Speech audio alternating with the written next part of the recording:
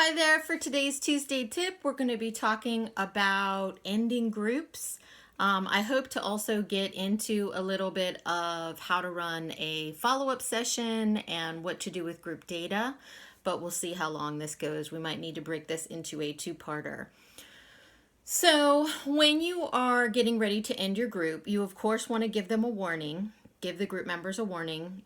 And that might sound something like, we're going to be ending group next session. And so here are some other ways you can get in touch with me if you need me. And here are some ways you can sign up for some additional groups next semester, for example. Another thing that you want to do in your final sessions is you want to do your post-test, which is going to look exactly the same as the pre-test, but hopefully you're going to get affirmative and correct answers now. And it's always good to do a review before that post-test so that you're not just giving it to them cold.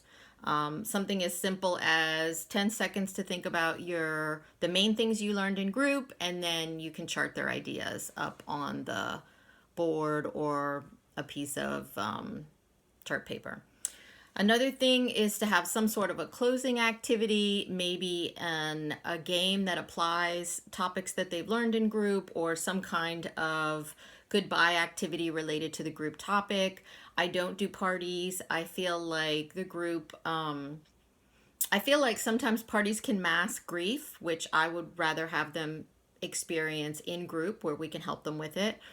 And also, I want every session of group to be very content rich and not spent on parties. So that's just my personal opinion on that. In terms of follow-up session for group and group data, I do think that I'm going to wrap up this video now just because it's getting to be long. And in the next session, which I'm going to start filming in just a moment, I will talk about those other topics. So I hope this helps you get an idea of how to end your groups, and you can find a lot more detail on this on my website. And happy counseling.